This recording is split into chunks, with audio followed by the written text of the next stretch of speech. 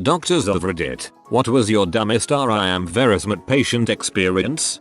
RN here. I see some crazy stuff, but one thing that stands out was the time I was admitting a guy to the hospital. I can't really remember what for, but he was about 400 pounds. Diabetic, heart disease, you name it. Anyhow, I'm at the computer going over some admission questions with him and his 10 family members who are crowded in the room with him. A few minutes and he starts complaining that he's thirsty. He needs something to drink right now. So I get on my phone and call the nurse assistant and ask her to bring in some ice water. As soon as the words are out of my mouth, the whole family screams no water. He's allergic to water. Well, this is gonna be a problem. Turns out the guy had been drinking nothing but Sprite and sweet tea for years because of his water allergy. The next question the wife had was, where are we all supposed to sleep? The whole family, 10 people, were planning to stay at his hospital with him.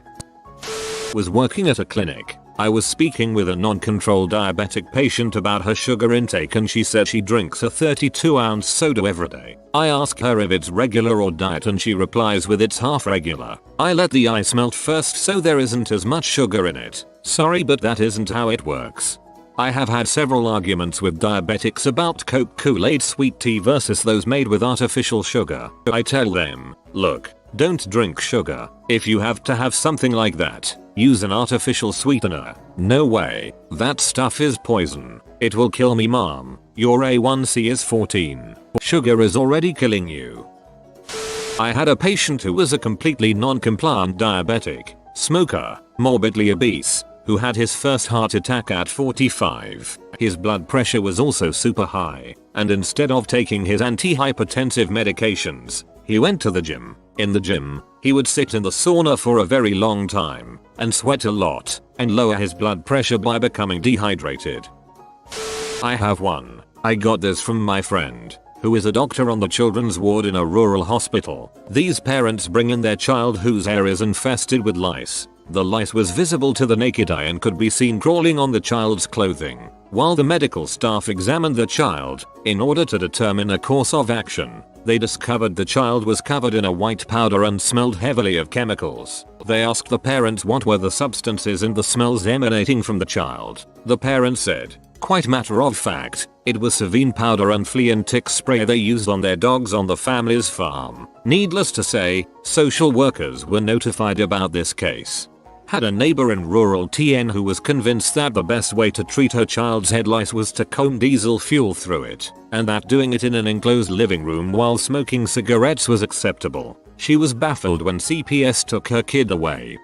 70-year-old female tripped and fell 2 days ago. She came in with hip pain but reports after the fall her nose was bleeding. She had landed on her nose. About a year prior, her dentist had messes up an infraorbital nerve block and caused some swelling in that region, but that all was resolved. This old lady is now convinced her nosebleed after falling on her face is related to an infection from the dental issue a year ago. After multiple back and forth on the etiology of the nosebleed, she became the first patient I raised my voice and put down an authoritative no, you are wrong. Just stop it.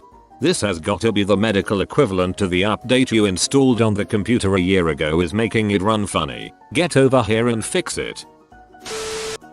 I work for an optometrist and it was the month before school started and a woman brought in her son to have his eyes checked for the first time. Seems like a pretty reasonable thing for any parent, even if he was a little older than usual for a first eye exam. Better late than never, I guess. The mom was well spoken and appeared fairly intelligent. Everything went as normal. The doctor examined the boy and ended up prescribing glasses. When the doctor was explaining to the mom that her son had to wear his glasses all the time since he's nearsighted and basically can't see clearly past 5 feet in front of him, and will definitely need glasses for school.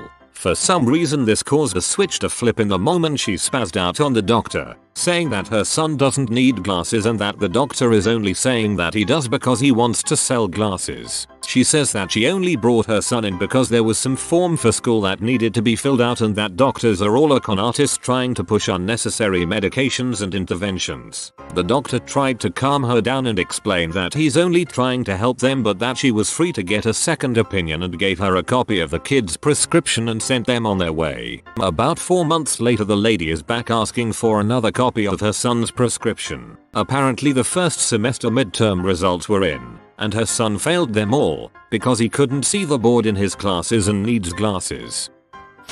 Not a doctor, but I'm a nurse who worked in the OR at a trauma center, was doing surgery on a 19-year-old who tested positive for MNC, who was grilling the anesthesiologist about every drug we were going to use in surgery because he doesn't like putting chemicals in his body. Gotta stick with that organic, fair trade, non-GMO Coke.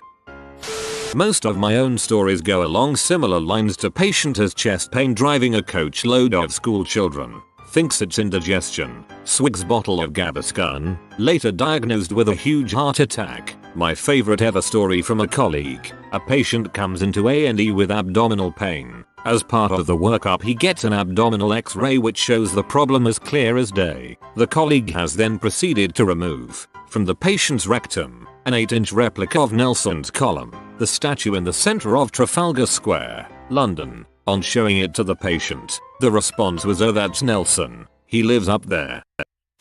I've got two stories that stick out in my mind. The first is the mother of a toddler who came into emerg. The kid had cruddy green bloody stuff coming out of his left nostril, and a lot of redness and swelling of only the left side of his nose and the adjacent cheek. Mum was sure he caught a sinus infection and just wanted some antibiotics. Now I know some kids like shoving whatever will fit into their body orifices, and that this was more than likely given the one-sided nature of his condition. But Mom was insistent that he never puts things in his nose. It took some convincing, but I finally got her to let me take a look. Gave a squirt of midazolam in the good nostril to settle him, then dug with some tweezers through the crud until I pulled out a big Olay button battery. It would have been burning his nose for a couple days. Hopefully he healed up well. Side note, if a kid swallows a button battery, it can do a similar thing to their esophagus. This is an emergency and needs to be dealt with ASAP. Patient had a hard time getting pregnant. Finally conceived but miscarried. Patient has a D&C so she can try again, this time with medical intervention. We monitor her blood to ensure the pregnancy hormone is gone before beginning treatment, but she keeps coming back with higher levels of hormone. Docs are worried because she might have some retained placenta or pituitary disorder, and this could be super bad for future fertility. We call her in for a conversation about the hormone levels not going away. After talking together about what might be wrong, they are going to go home and think about further tests. She says, "I need to go. I have an appointment at the weight loss center for an HCG shot." Turns out that she is on the HCG diet. HCG is the pregnancy hormone. And this was after an hour of the doc saying, "We don't know why you have these constant higher levels of HCG in your blood and we are worried." Patient inquiring about birth control was adamant she wanted an IED. I mean, she probably wouldn't get pregnant after that. Had a young woman with recurring UTIs that began after a recent partner and with no STDs. Went through the standard questions trying to figure out what could be causing them and eventually found out she had been lubricating with jelly, not KY jelly. The mix-up had literally been a joke on house. It took me some effort to keep a straight face, but we eventually resolved the problem and she stopped getting UTIs. Oh lord, I'm British so didn't think jam straight away and was just imagining someone trying to get jello type jelly to stick to their bits. Oh, I have two good ones that come to mind. Clinical pharmacist here BTW with one story in the ear and one in the pharmacy. A physician told me this one. 16-year-old boy presented to the ER with an extremely swollen discolored penis. Apparently he has been using his mom's insulin needles to draw blood out of his arm and inject it into his own penis. He thought that adding blood would help increase his size. His penis was terribly infected and he was hospitalized for a week or so. 2. One day in the pharmacy, a girl comes to the counter requesting a refill for her birth control. We pulled up her profile and realized we couldn't refill it because she just got a 28-day fill less than 2 weeks ago. When we asked what happened to the other one, she said she was out. Apparently, both her and her boyfriend were each taking a pill each and was adamant that was how they needed to prevent pregnancy. Apparently he has been using his mom's insulin needles to draw blood out of his arm and inject it into his own penis. His penis was terribly infected and he was hospitalized for a week or so. Frick, that is just gruesome. I work in the ER. We had a very pregnant patient come in needing stitches in her vagina. Turns out she was a realtor and didn't want her water to break while she was showing a house, so she put a glass cup in her pants to catch the water. Instead of using a pad or an adult diaper, she went for a glass cup. She sat down while showing a house and sure enough, it broke and cut her up pretty bad.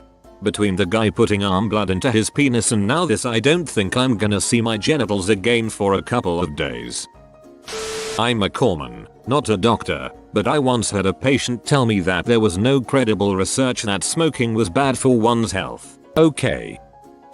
80 plus YO. Patient who was declining with multiple diagnoses and about 3D cubitus ulcers. Daughter was adamant that her father be kept on his strict paleo diet because that would supercharge his healing. She had a stack of diet books. He simply wasn't getting enough nutrition to heal the ulcers. He didn't like the diet at all. BTW. At some point you kind of have to stop being polite and just tell patients' family members bluntly that you don't have time for this crap and what you recommend, and they can do what they want and just document everything. It happens a lot, but she sticks out.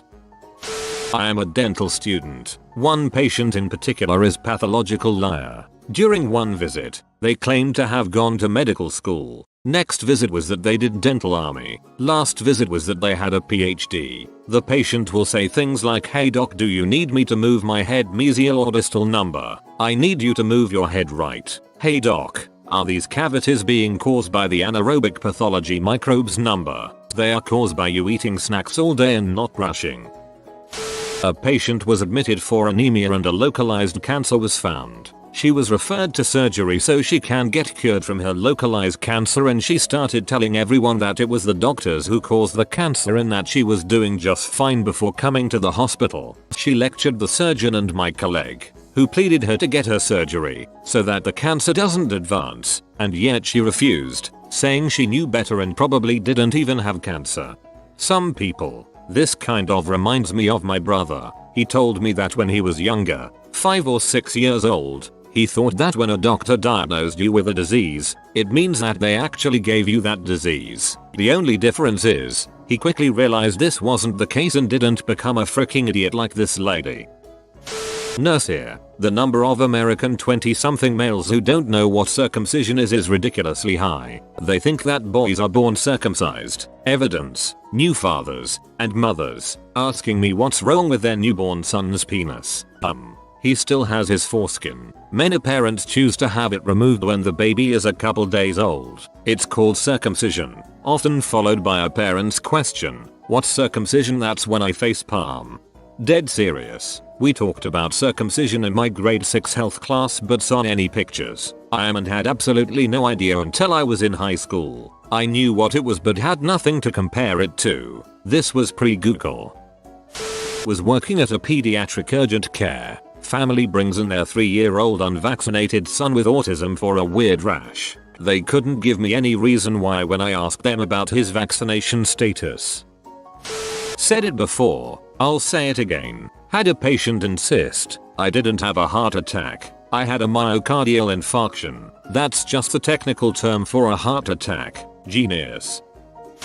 Patient had an anoxic brain injury from drug overdose. She was 23. Her father demanded a brain matter transplant and oxygen directly put into her brain to fix it. But then he decided they would trash and peg her, send her to a nursing home, and wait for a cure, because we didn't know what we were doing.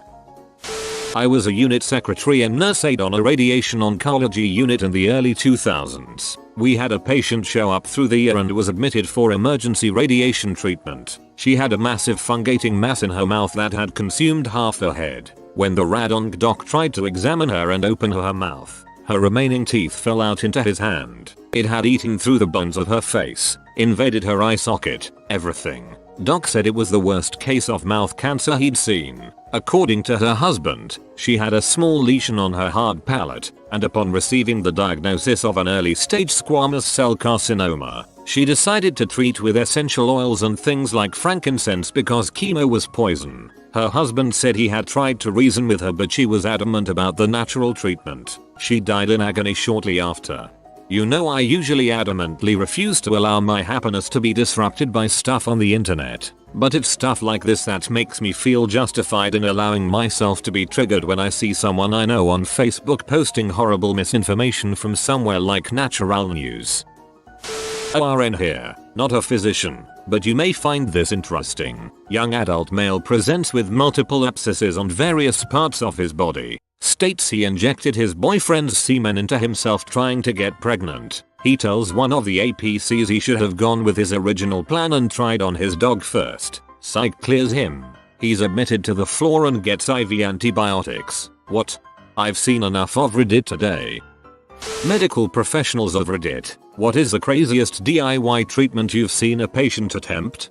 Had a patient come into the ER with a makeshift bandage on his shin. He had fallen on rocks while hiking and left a 3-inch long, half-inch deep gash in his leg. I go to pull the bandage off and as I'm peeling it away I notice the skin is completely black and there's dark chunks of fungus falling out of the wound. It looked necrotic, like it had been left alone for a week. I look at this guy like he's crazy as he tells me the wound is only a few hours old. He's pretty proud as he explains that he created a makeshift poultice by chewing up leaves and moss, mixing it with river mud and stuffing it into his leg. That's what all the black mossy stuff was. Hint, don't do this.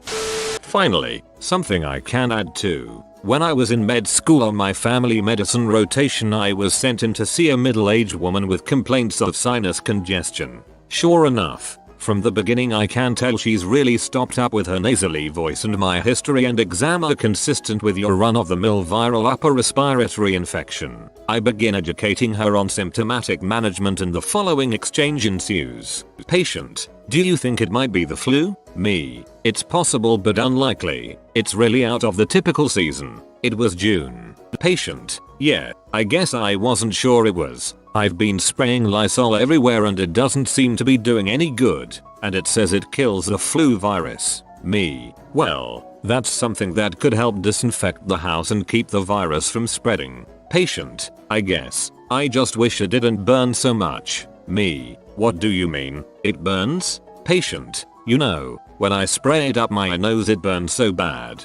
Yep. My patient thought that since Lysol kills influenza the best way to nip it in the bud was to flush her sinuses with it like a saline spray. It did not work, for the record. The fact that I didn't immediately fall over laughing and instead seriously counseled her against ever doing that again is still the greatest featuring of composure in my entire career. TL. Doctor, when the label on Lysol says not for internal use, they mean it.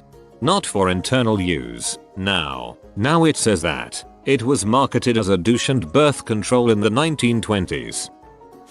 Parents sneaking essential oils onto their premature baby's skin. They have central lines. These oils can wick onto the line and damage the line, cause infection, or interfere with medications. Infections in preemies can mean death within hours. Preemies have incomplete skin with much faster absorption rates than fully developed adult skin. These oils can cause burns and damage their insides. Your pyramid scheme company is not a reliable source for neonatology treatments. Please dear God keep oils off of any baby, but especially preemies.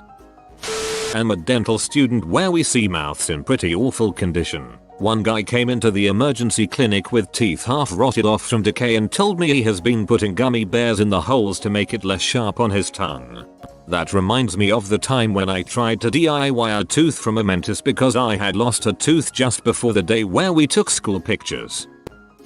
As a child I got really bad sunburn. The person looking after me coated my sunburn in baby oil to help it heal, and sent me back out into the sun. I realized when I was older why my mum went nuts. I have a Jamie Oliver recipe that directs me to do the same thing midway through roasting a chicken. White bread soaked in milk placed on an armpit abscess to draw out the infection. Needed an IND and a couple weeks of IV antibiotics by the time he got to us. Either that or the guy who crashed his motorbike, scraped his leg all to heck, and then decided the best course of action was to self-cauterize it on the tailpipe. Whoa, stupid or not, the tailpipe guy had a set of brass ones. Dental student here. We had a patient who declined a much needed cleaning, saying he could do it just as well at home with a scalpel. Didn't brush his teeth, but every few weeks he would go at the accumulated plaque and tartar with a scalpel. Same patient also insisted we do a procedure without local anesthetic. He was an amateur boxer and was building up his pain tolerance. He also told us he smoked 20 blunts a day and only drank Coke. We could tell. Worked in pediatrics for a few years, and we had this one family come in with a kid who was burned by one of those microwave ramen soups. They put duct tape on the now blistered skin to keep it from popping in the car. Not me, but my mom. Had a gentleman walk himself into the ED one day after he tried to give himself a vasectomy with an animal neutering kit he bought on the internet. When she asked him why, he told her that his wife wanted to have a 6th kid and it was too expensive to pay a doctor to do it, and how hard could it be to DIY. That is a man dedicated to not having another kid. So sugar can be used to help heal certain types of wounds. A patient I saw had missed an appointment with part of their care team where they get their bandage changed. I noticed what appeared to be oozing around the edges of the bandage. Asked my patient about it. Offered to change it for them. We didn't typically do that in our clinic. They said yes. I go get fresh bandages and whatnot. Take the old one off and it's just sticky and stringy. Picture the slow-mo shots of caramel being pulled apart, and it smelled. To be fair, most wounds smell, but this was different. I finally asked them what they used to change their bandage since I knew it wasn't discharge. Maple syrup. They used maple syrup. My grandpa thought a leg discrepancy was causing my back pain, which was causing spasms. He put several pieces of cardboard in my shoes to try to even out my legs, which were already even. He also thinks black beans cure everything. My dad thought those pesky spasms was a pinched nerve, so he would take me to the chiropractor, his girlfriend, to get my neck cracked when it happened. Seizures? People, they were seizures. Black beans are delicious and make a beautiful blue dye. That's useful enough for me. I'm hoping you get actual medical care now. Woman I know has a dog that is epileptic but was not willing to medicate the dog for some time. She kept trying holistic remedies, one of which she informed me about was giving the dog all natural vanilla ice cream during a seizure to stop it. You know, because you should always try to put stuff in the mouth of a seizing animal. It didn't work. The dog is on meds. Seizures are controlled now. Imagine that. Had a patient come to the for a cough. We did a chest x-ray that caught a little something in the abdomen pelvis. Did a pelvic x-ray. Long story short, she stuck a shot glass up her vagina for birth control, left it up there long enough for it to calcify, and we had to surgically remove it. One time, when I was in nursing school, I was doing a clinical and a guy came in with penile pain. Long story short, several days prior, he decided he wanted a penile texture implant to help enhance pleasure during intercourse for his lady friend. He and his buddy got drunk, of course, and decided to do it themselves. So they went in his garage and took a box cutter to slice open the skin on the dorsal top side of his penis, made some room between the skin and underlying muscle, and put a small porcelain heart underneath. Then he superglued it shut. To make matters worse, the guy didn't wait for it to heal and decided to take it for a test run. He ended up with a major infection and presented several days later. I unfortunately don't know the outcome. I was just there for the porcelain heart extraction. I can't make this crap up. I've now worked in a surgical trauma ICU as an RN for 2 years, and people never cease to amaze me.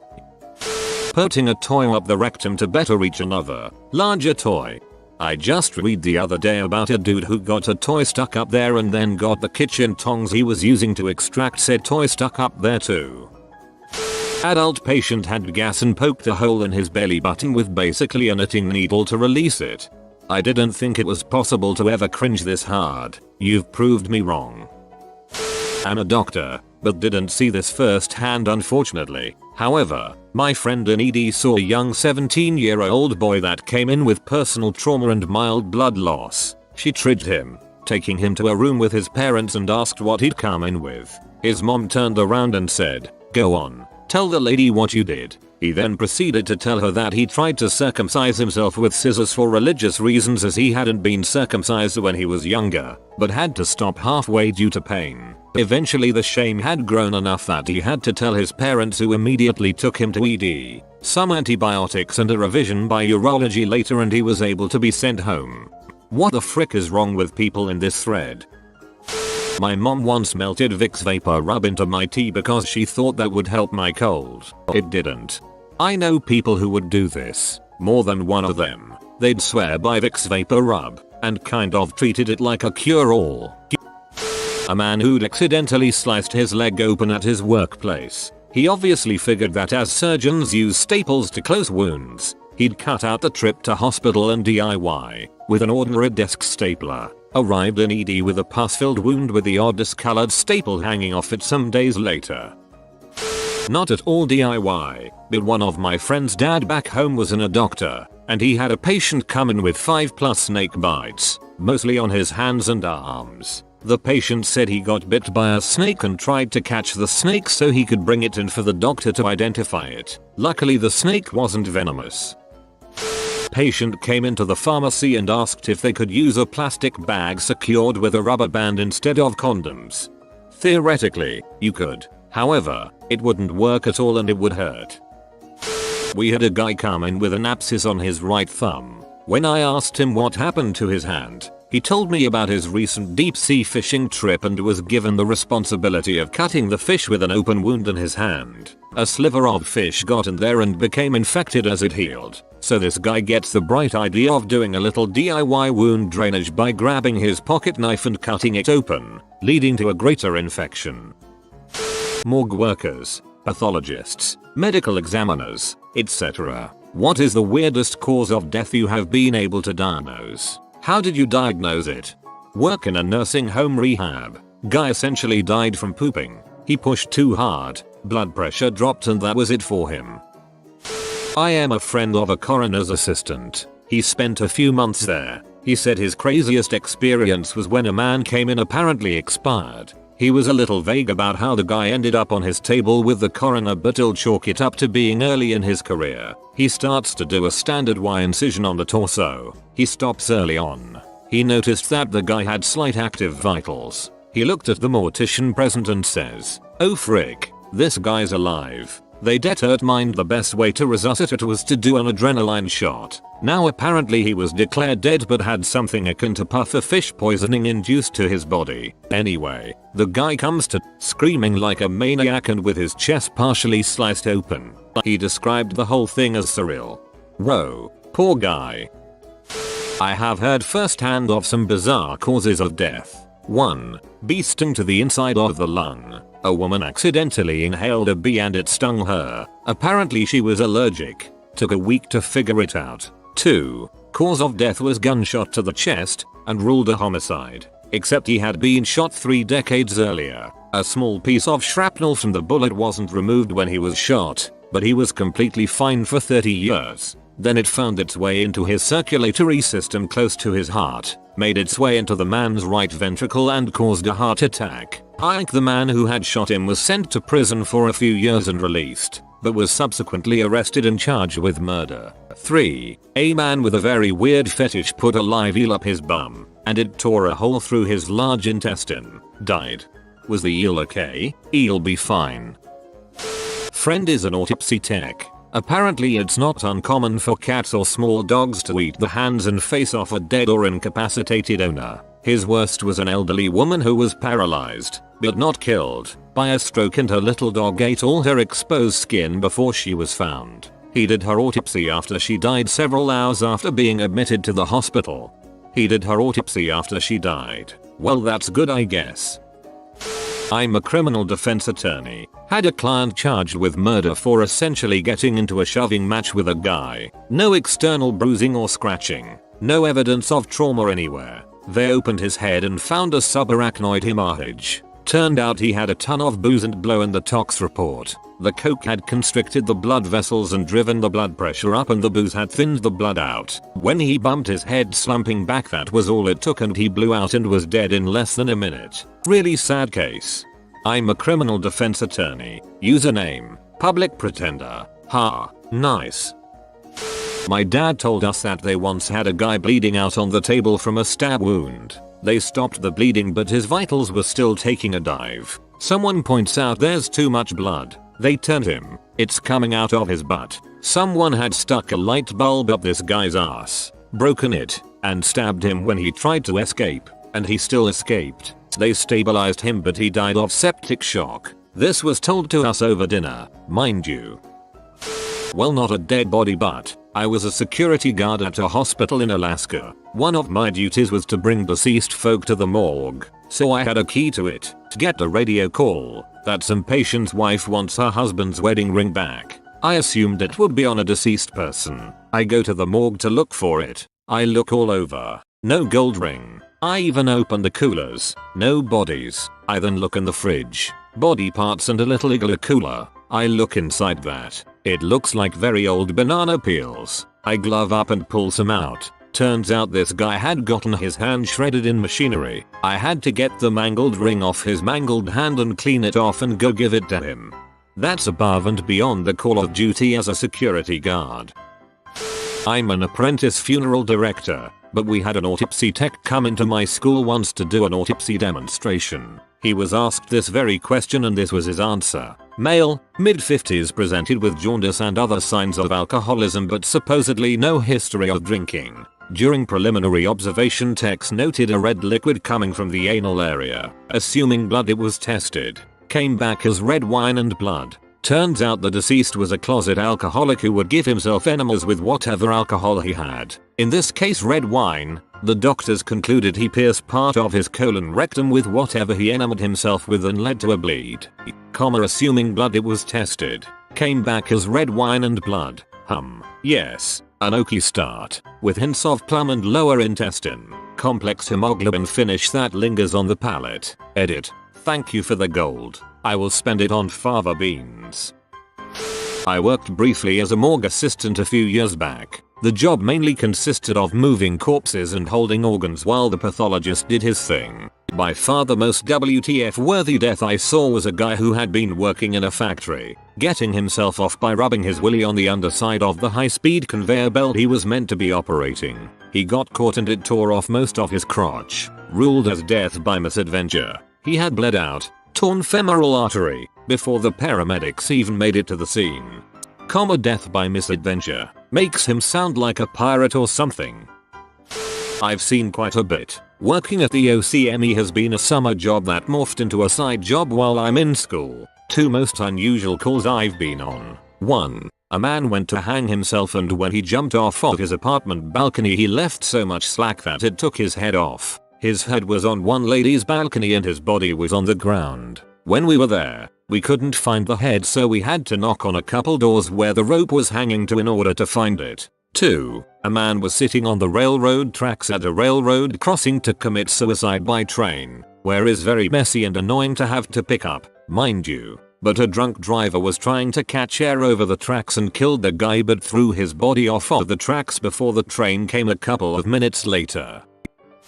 Met a man who told me how he had 2 nephews but now only had 1. I asked him what happened. Apparently his eldest nephew, around 28, was riding his motorbike on a weekend, out in the countryside here in the UK. They found him later that day, dead, on the side of the road, on a corner, motorbike next to him, with no obvious signs of impact or anything that could possibly have led to his death. It took a long time for them to work out what had happened. Eventually they found a small bruise about half an inch in width on his temple. After some investigation they discovered that the corner of road had just been resurfaced and had some loose stones on top. They concluded that as he rounded the corner at about 30 miles per hour, the bike had slid from underneath him. As he rolled to the side of the road, the footrest of the bike had entered the corner of the helmet through the hole where the visor was open and hit him in the temple, killing him instantly. Nothing reckless. No one else involved. Just bad luck.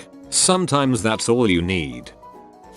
I'm a nurse and this 80-year-old man had anal fissures and was admitted to the ICU because he shoved an entire frozen D-cell sized mag light up his ass and perforated his bowel. He went to surgery to have it removed and later died from septic shock. The mag light however survived. Those mag lights are awesome. Edit. For their durability. Brother and sister. 5. 7. Playing hide and seek in a hopper chest. Wow, after reading this I realized I could have been killed by one when I was around that age. Luckily my friend saved my life. We were playing hide and seek and I was literally taking stuff out to hide in it and he stopped me when he was passing through the room to find a spot. Whoa, just wow. Worked at a funeral home for a few years. First ever house call I took was to pick up a guy who died at home. Heard from his son that he hadn't been to the doctors in 20 years. We take him to the medical examiner and discover he had a hernia on his scrotum causing it to be the size of a football. We're not sure how he lived with that thing, but he was wearing jeans and a jock strap to keep that thing in. His toenails looked like dragon toenails as he obviously couldn't bend over to clip them. You know it's fricked up when the medical examiner calls another medical examiner on duty to say, hey dude, come check this out. My grandfather did some work as a doctor in Indonesia. He told us stories of people who'd had pathogens living in them and eating them from the inside out, some in really grotesque ways. Some people had fungus on them that basically sucked their lives away. Please don't refer to my wife as a fungus. The short of it, man died from endometrial cancer. Man had a transplant prior. Woman who gave transplant had metastatic cancer that had spread to said organ unknowingly. Man survived transplant but cancer cells from the transplanted organ populated and he ending up dying from her cancer. That is incredibly shitty luck. So my cousin and his best bud from med school wound up at the same hospital. His friend became a mortician and my cousin is a proctologist. One morning my cousin gets a call from a patient he had an appointment with later that day. Patient asks secretary if he could come in early. His issue was getting far worse. When asked what was wrong, he refused to explain and demanded to speak with my cousin. Now, my cousin has terrific bedside manners, the best I have ever seen. He makes it a point to speak with his patients whenever they need to. So he gets on the phone with this guy and the guy starts pleading with him. So my cousin had an opening and told patients to come in during that time. So patient comes in and is sitting in the exam room. My cousin walks into the room and asks him what's wrong.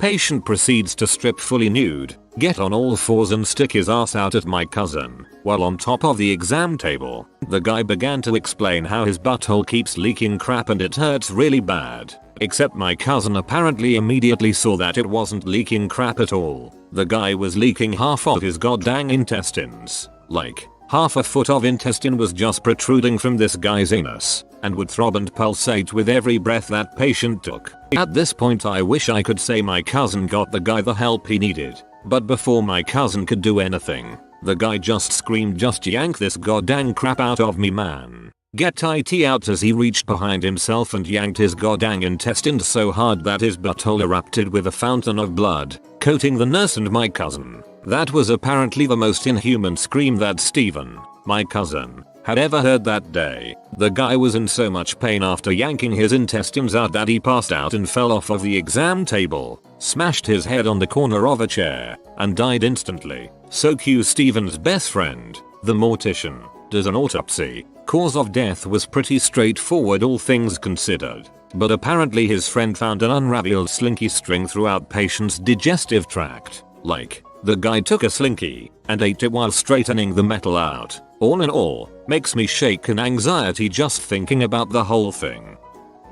Doctors of Reddit, what's your thank God they came in for a second opinion moment? I can't count how many I was told it was a headache, but I just wanted to come in and have it looked at in case it was something else I've seen. Of course, those are the patients that are the nicest and are profusely apologizing for wasting our time. And of course, those are the patients that have a brain tumor show up on their CT scans.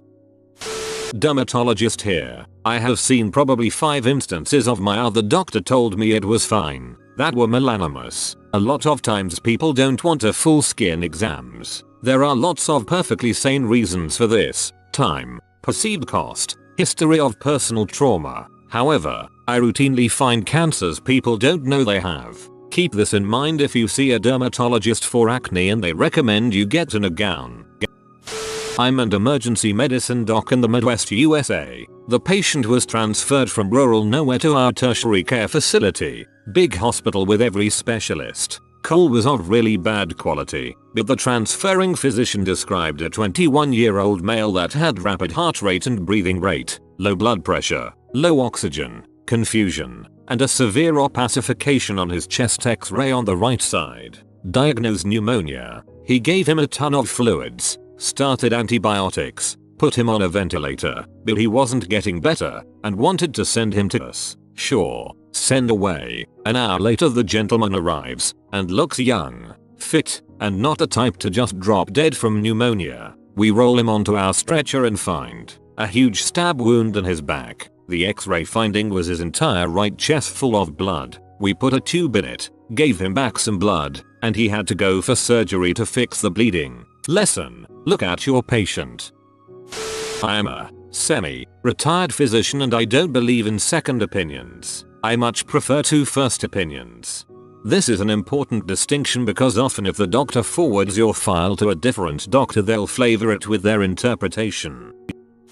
19 meters at the time, 33 now. I felt sick for about a week. Flu-like symptoms. Didn't want to eat. Just felt bad all over. One day at work I feel a very uncomfortable cramp tear in my abdomen. So I go to one of those 24 hours clinics. At this point I'm slumped over. Can't stand up straight without insane amount of pain. Just generally uncomfortable and hating life. After a few hours at this clinic, they say you probably have kidney stones. Go home, drink fluids, sleep it off. This seemed fine to me. I was ready to go home and listen to the doc. All was good. But my girlfriend at the time didn't last much longer than that, wasn't a fan of this diagnosis and drove me to the ER. Against my wishes of course. After a few minutes at the ER, they determined my appendix has ruptured and I'm going septic. Apparently I was pretty lucky to not have died, though I did pick up bacterial pneumonia while in the hospital. So the recovery kinda sucked. Now I just have a crazy 6-7 inch scar on my belly to remind me to not avoid hospitals when I'm sick.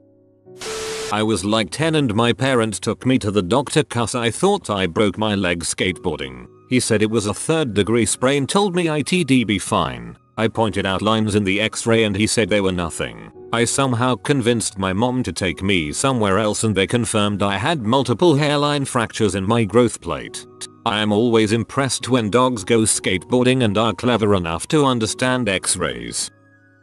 A bit of background. In my field of audiology we have people licensed to diagnose not only hearing issues but balance disorders and other factors impacting listening and understanding. We also have another field who popped up when it was not considered as ethical for us to treat those more serious hearing issues. That is, with hearing aids. But they don't need the same doctorate level training, just barely high school or some college depending on jurisdiction. So I had a patient come in with a serious difference between left and right hearing and this in itself is considered a red flag because both ears are exposed to the same things over time. And there are very few explanations as to why one would get so bad. The patient could hardly understand words on that bad side and the better ear was pretty good overall. Just minor hearing loss, perhaps age related. Immediately upon seeing these test results, the aunt and I agreed to send this patient for an MRI of the head because something was off. The patient confirmed no MRI or medical treatment had been recommended in the past and only hearing aids by this lesser trained hearing aid dealer,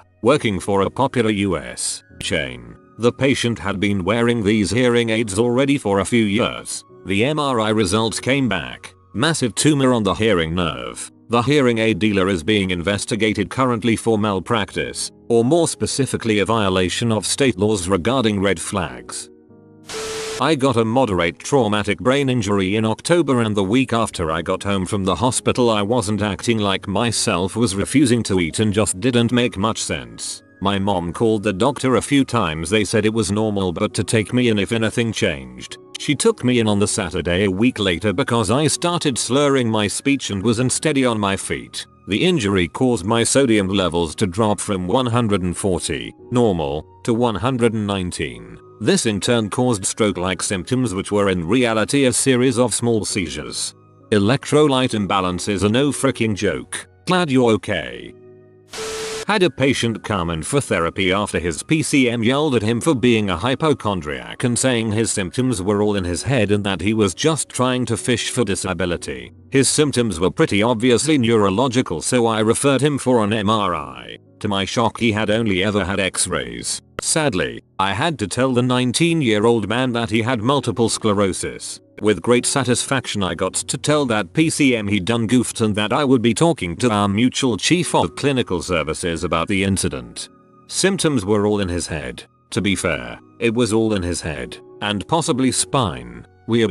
Took me a few years to finally get my MRI and multiple sclerosis diagnosis. It is a B to get taken seriously for, so thank you for that. Wife went to a for pain in her pelvic region. Ultrasound showed a mass. Probably an ovarian cyst, they said. It will pop in time. Leave it alone. Went to the doctor about a week later. Had a surgery to pull it out maybe a month later. Did a biopsy on the mass. It was ovarian cancer. She is now cancer free, but WTF. I had a guy come in for a second opinion after the first place didn't bother asking any medical history. Of course I took his history and asked more questions as we went. I remember telling him something felt off and we needed to run a test. So I ordered a peripheral vision test. When I got the test back I was shocked by the most classic tumor pattern I'd ever seen. 2 weeks later he was in surgery to get it removed. A month after this guy was back in my clinic thanking me. Totally different guy. Personality was a complete 180, energetic and happy. Went to my family doctor with the worst headache of my entire life. She dismissed it, telling me it was a tension headache and that I should take a Tylenol and lay down in a dark room. Over the course of the next month, I saw her a total of 13 times, each time with worsening symptoms. First it was dizziness, then vomiting, then eventually I could no longer see out of my right eye. Every time she told me it was just a tension headache or a weird migraine, gave me a prescription for painkillers and sent me on my way. The final straw was when I was no longer able to walk properly. I would try to take a step, but all I could manage was this weird shuffle. She reluctantly agreed to send me to a neurologist. The next day I showed up at his office and was in there for less than a minute. He took one look in my eyes and immediately called an ambulance. Turns out I had hydrocephalus. My ventricles were 5x the size they were supposed to be, and my brain was literally being squeezed out of my head. Go figure.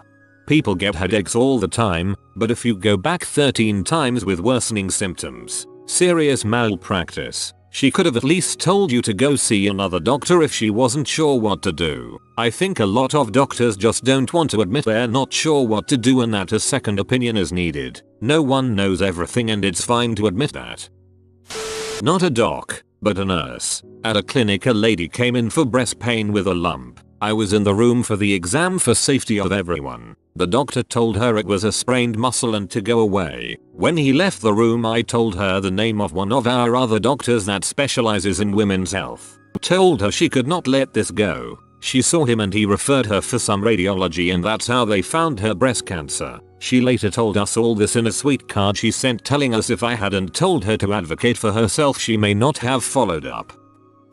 A bulk of my career lately seems to be maligned patients with legitimate medical issues who've been labeled as hypochondriacs and sent through for a psych workup and meds counseling. People with histories of all kinds of endocrine issues, like thyroid cancer, thyroidectomy, patients who see someone once every 2 years about their thyroid and never have labs checked or med dosages fixed, or diabetics with poorly controlled sugars, people who've had bowel surgeries and take time release meds, and then wonder why they aren't working. The piecemeal system of healthcare in the US is really doing such a disservice to actual humans. So many specialists and no one piecing together the big picture.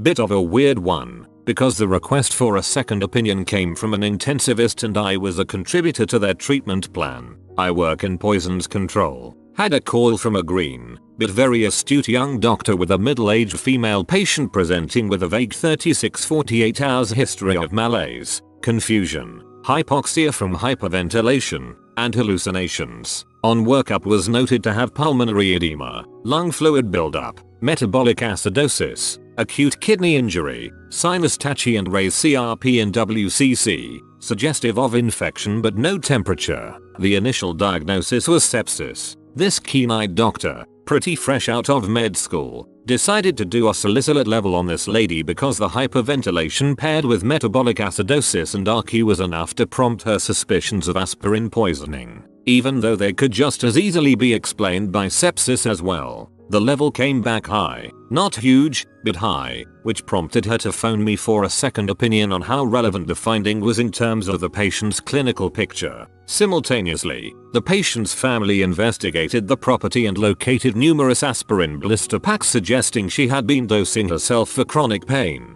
which was present in the medical history. Chronic salicylate poisoning is insidious and has been referred to as a pseudosepsis in the medical literature as it often causes similar features. Comparing a high level in chronic poisoning to the same level in acute poisoning, features are much more severe in chronic poisoning, that is, pulmonary edema, hypoxia, RQ etc. There is a disparity. We recommended certain treatments, all hail sodium bicarbonate, and the patient made a full recovery after a 2-week hospital stay. Whilst there was no question an infective cause was present and contributory, I was impressed with the green doctor's intuition and willingness to consider other causes. I feel like it greatly improved the patient's treatment.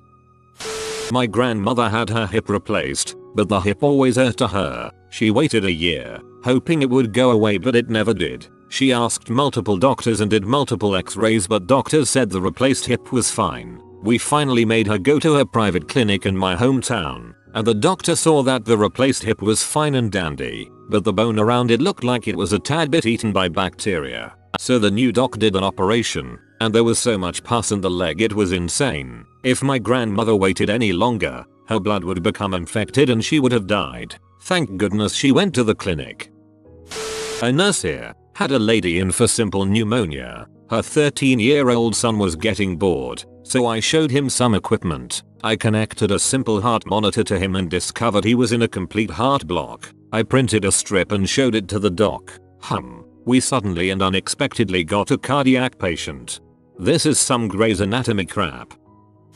22-year-old guy came in after seeing his primary at another hospital. His mom was my patient and asked if I would see him. I am an internal med doc. He had told his doctor he had a headache. I did the usual full review of symptoms since he was new, and he also marked his left testicle had a lump. Did exam and he had hard small lump on testicle. Knew right away likely had metastatic testicular cancer. One stat brain scan and testicular ultrasound later confirmed it. Asked him if told other doctor about the lump and he said yes, but the other doctor told him it was normal. I think the other doctor should get his testicles checked too if he thinks lumps are normal. Eye doctor here. I had a patient I saw several months before they came in for their visit, but well less than a year, which often means something could be wrong. In this case, as it turns out, nothing was wrong with her by way of complaints. She just wanted to get updated before getting some new glasses. We decided to just run the regular gamut of tests anyway, just because we might as well while she was there. She was a 50-year woman. Fairly normal exam. Perfect vision. Retinas showed healthy, but something about her pupils really bothered me before I dilated. We chatted about it and I asked her if she banged her head or anything weird and she said no, but suddenly reveals this crazy history of an old meningioma, a type of brain cancer she had removed a few years ago. She had decided to omit this from her history with us, so she didn't feel it was important, but we went and put it into the charts anyway. Turns out she got a CT done 2 weeks prior to her exam with me, which she says turns up completely normal. I tell her she should tell her doctor about this anyway just to cover our bases. Fast forward. Patient shows up in my office ecstatic to tell me that my examination revealed that her tumor had returned with an incredible vengeance. She had no idea, was totally asymptomatic, and the CT she had prior to me showed what was very literally the size of a speck of dust, which the radiologist dismissed as artifact. On her return to her doctor, they decided to rerun the CT to cover their bases, and they found a quarter-sized tumor. Within 2 weeks the tumor went from the size of a dust particle to a quarter. She was rushed into emergency surgery as the tumor was growing super fast and was close to a blood vessel, which could cause a massive stroke. She had it removed that day and returned to me after recovery to tell me of what got discovered as a result of my testing. She is now a long-time regular patient I have been seeing for about 10 years. Medical professionals of Reddit. What was a time where a patient ignored you and almost died because of it? I am a nurse and I had a very polite and lovely patient trying to remove all manner of chest tubes and IVs after a motorcycle accident. He was obviously delirious from the pain meds and the head injury, but very nice still. I left him in the care of my co-worker for my lunch. 10 minutes into my lunch break I see him stagger past the break room door like something out of The Walking Dead, trailing blood everywhere, only to collapse out cold a couple of seconds later. Said he needed the bathroom. IDK how the frick he pulled his own chest tubes out. Removing them always makes me cringe, let alone doing it to himself. He was put back to bed, this time in the ICU, and got some more sedation, and even though him ripping it all out set him back a couple of weeks, he still discharged and came to say hi and thanks on the way out. The happiest delirious patient I ever had. What a bloody trooper. Haha. Had a post-cardiac surgery patient get out of bed, naked, and walk up to the front desk demanding to talk to the charge. Don't remember why. He unhooked his chest tubes from the suction. Surprisingly there was no bloody mess because he actually clamped them off. When asked about it later he said, well, I thought about pulling them out but it seemed like a bad idea. Had a throat cancer patient. We offered him surgery to remove the tumor. It was a fairly conservative surgery. He left because he didn't want a mutilating surgery and his daughter-in-law had been studying magnet therapy and she was quite good with it. His words. He came back a year later and was out of reach from any treatment. His cancer was so advanced that there was nothing we could do for him. Patient came in with syncope and general malaise. Found out she had a tiny patch of skin cancer on her ear, which she hadn't treated in over a year because she wanted to go to a different hospital to have it removed and just hadn't found the time. It metastasized to her brain, and I think other places. They gave her 5 months maximum. We had a college student come into the year and had a wonderful case of appendicitis. He needed to get surgery ASAP as surgery is way easier and safer if done before it ruptures. He called his parents to let them know and they told him to refuse because he had a test upcoming in the week and they didn't want him to miss it. He left the year against medical advice while we were all telling him that if your appendicitis gets worse and ruptures it can definitely lead to death. The kid luckily comes back about 10 hours later after it ruptured. He gets the emergency surgery and the amount of time he got to spend in the hospital probably doubled. Holy, those parents are beyond stupid.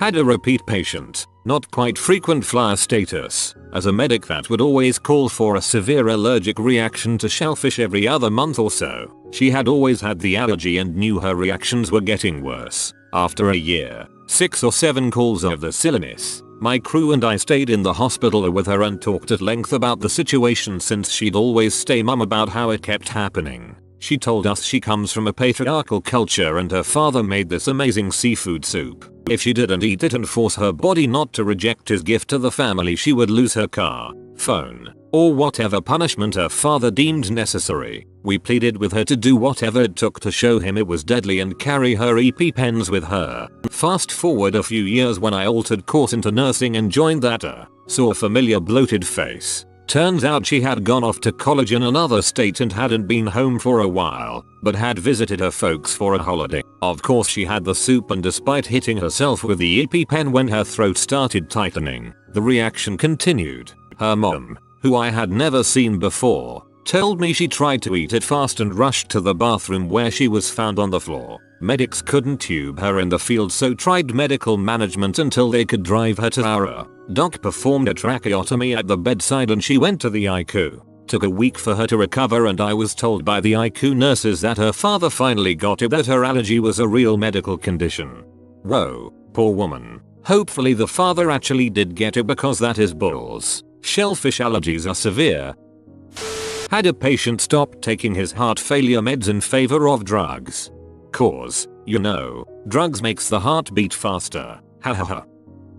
We had a mom in the NICU who would constantly kiss her premature baby on the mouth. Several nurses educated her around why that's not safe for the baby, and thankfully documented their teachings. This was during cold and flu season, and became even more concerning when the mother was coming in with cold-like symptoms, coughing, sneezing and obvious congestion. She still continued to kiss the baby right on the mouth. The baby was almost ready to go home by this time, but got extremely sick. The baby ended up on a ventilator and had quite the extended stay with many close calls. I've read that the most common reason for a surgery to be re-performed is the patient not following doctor's orders during recovery. Doctor says, don't ride your bicycle for 6 weeks. Patient hears, don't ride your bicycle until you feel you can. Animal hospital professional. At least once a week we have to re-suture up a spay because the owners don't want to keep the cone on their dog cat and let them tear up their surgical site. Their organs are right there. Keep the dang cone on. I don't care how sad Luna is with it on. Then they yell at me because it costs money to sedate and re-suture an animal. Patient came to see me having a stroke due to a blocked brain artery. I'd activated the code stroke team. Everyone was ready in the theater to get the clot out of her artery. Nurses, anesthetist, technician, but she, 42, insisted on updating her Facebook status and checking in before allowing me to treat her. Wasted 5 minutes and 6-10 million brain cells, if she had that many to start with. Winner of the WTF award from me. Almost every day, you must not get up or you will die from embolus. Walks to bathroom to take a crap. Didn't die, but did lose an eye as a result. Young kid, 20, with bad diabetic retinopathy from uncontrolled DM type 1. Had eye surgery to remove blood and scar tissue from inside the eye. We told him to take it easy for a few weeks. He went to Six Flags. Roller coasters are bad. Retina completely detached. I got soft and painful. Had to be removed. I got soft. No. Please don't get up on your own. Then he gets up on own and pulls out line going into jugular that leads directly to the heart and proceeds to bleed all over everything until he pass out and almost dies. Again. No. No. One time at the VA after adult circumcision. Do not have sex or masturbate for 6 weeks. Decided to masturbate the next day. All stitches tore. When I was in medical school, had a gentleman in his late 60s come in for chest pain. Found to have a large heart attack. Very impressive STEMI and lad by EKG. Refused emergent cardiac catheterization, go through the arteries and put a stent to open up the vessel of the heart so he could bring his car home and planned on taking an ambulance back to the hospital. He was in the parking ramp and it cost $20 day to park. Came back by ambulance in full arrest, no pulse, and died. Doc had to call his son and explain what happened. He was like, yeah, that sounds like dad. He's always been cheap. Obviously what happened wasn't worth saving the $20, but that seems like really expensive parking. Friend told me a slightly overweight homeless woman was shooting in her butt and the spot was necrotic. She came in with sepsis and somehow standing and talking with what he could only describe to me as near full body organ failure. They stabilize her. Somehow she survives but is now missing half an ass. He said 2 years later she came back with her foot now rotting off from shooting in between her toes and on her ankle. Same condition, etc. Just now the leg. They amputate and he says somehow she survives again. Except 2 weeks later she is pushed back in on a wheelchair, drooling and nearly dead from overdose. Put an IQ. Son comes to visit her. At this point the hospital staff and my friend know her by name by the multiple visits. She hasn't seen her son in nearly a decade. He convinces her to promise to try to clean up for her grandchildren. Less than 24 hours later she ODs. Again, inside the hospital bathroom, somehow having snuck her kitten, nobody knows how. Friend said she was on the toilet with the needle in her arm, still warm, but very dead. Not necessarily the patient, but the caretakers at the facility where the patient was living. I used to visit different board and lodge facilities for adults with mental illnesses and meet with clients to discuss their mental health, help them set up job interviews, therapy sessions, and help them set up their medications for the week if they were unable to do it themselves. Most of these facilities were places for people who had left the hospital and were deemed independent and stable enough to have the freedom to come and go as they pleased in a shared living situation, much like a dorm. Despite having a place to stay and food provided, they were usually pretty poorly supervised by the mental health staff workers there. I often hated these places because, while they were ideal for some people who were truly getting back on their feet and thrived off being able to live a semi-normal independent life, they were way too lax for many of the sicker, more isolating patients who were not at all well and slipping under the radar. Some of this included them not taking their medication as directed, which was one of the requirements for keeping their housing, but unfortunately it was not strictly enforced. There was one man who had paranoid schizophrenia who was extremely quiet and kept to himself. I had met with him a few times and he seemed to be going downhill in his appearance and general mood. I spoke with his doctor and urged the facility staff to closely monitor him and his medication intake, as I saw in his logs that he often skipped coming in to get his medication at all. I was told that they were going to be sitting down with him to remind him of his living agreement and that he had 30 days before losing his housing if he wasn't med compliant. I was also told that his psychiatrist was aware and they may be sending him back to the hospital that week. Apparently this never happened and he went out into the community and acquired a knife and used it to slice up his roommate while his roommate slept. He carved him from mouth to ear and stabbed him in the stomach several times. The man survived the attack, but the man who had gone off his medication claimed he was being poisoned by his roommate through the window AC unit. For anyone with a violent incident like that on their medical report, it is incredibly unlikely he will ever be able to find a better rehabilitation house ever again that will accept him. The system basically screwed over 2 people that day, as the man who was hurt was already there for PTSD, and as you can imagine, it not only scarred him physically for life but exacerbated his illness with more trauma. That is terrible. Negligence created 2 victims and made them worse off. That is one of the worst stories on here. Eye doctor here. I had a patient who came in and on evaluation I determined that her diabetes was out of control by the look of her retinas, which required immediate intervention. I sent her straight to the retina specialist who then scheduled her for an OR. She decided that day not to go in because she had work and couldn't afford to take off. She was cleaning houses and the sprays made her sneeze, causing massive hemorrhaging in her eyes due to the weakened vascular state from the diabetes. She went immediately blind and got into emergency surgery that day. It took months of recovery and injections to reverse some damage, and she now, years later, has functional vision again. Her kidneys were also failing her and she had no idea. This kicked off a massive lifestyle change and a chain of doctor's appointments that saved her life, all starting from an eye exam. Patient was supposed to have starved for 8 hours for her morning scheduled breast surgery. During the procedure she regurgitated what can only be described as a full partially digested English breakfast, with identifiable sausages, egg, beans and possibly black pudding, up into her unprotected airway and attempted to inhale the lot. Managed to prevent the majority of it going down, but she needed HDU care for a day or so for her lungs to recover from the stomach acid. I used to work for a surgery center and the amount of morons who did this was astounding. There's a freaking reason you are told not to eat drink 8 hours prior to surgery. They have no idea about aspiration. When I'm told the 8-hour rule, I fast for over 12 hours. I dang well make sure there is nothing in my system to frick me up.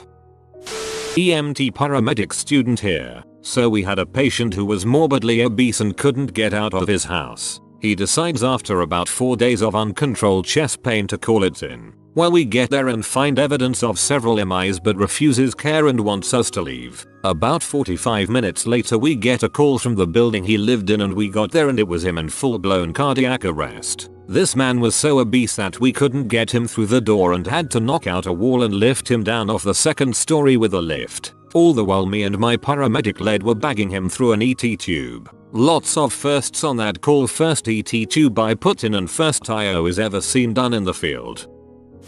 Butthole patient on a Centrimag. Basically a heart pump with hoses that draw blood from your heart into a pump next to the bed and brings the blood back to the heart through a different hose. As you could imagine, there is little room for movement since they could dislodge and you'd have blood squirting inside your body or outside. This guy was adamant he had to sleep face down. Well, he did, and then he died. I am on dialysis and one of the nurses told me about patients that after kidney transplants just will stop taking their anti-rejection meds after a few years because they think they don't need it anymore, and it's really frustrating for them nurses because the patients just ruined a donor kidney. Not a doctor, have worked in addictions field. Too many clients have died or will die because despite the repeated warnings from their doctor that they have almost no liver function or that what they're drinking is giving them all sorts of brain damage, they continue to drink hard. But a lot of these guys feel like they have nothing to live for but the bottle. It's really heartbreaking. This would be my father-in-law. At this point the alcohol is just slow working poison that is eating away at his body. You have been visited by the science doggo. Upvote now and you will get high grades and good results within the next week. If you are new to the channel, you can subscribe. I publish new videos every day. Until then, check another video, or don't. Either way, have a great day you magnificent people.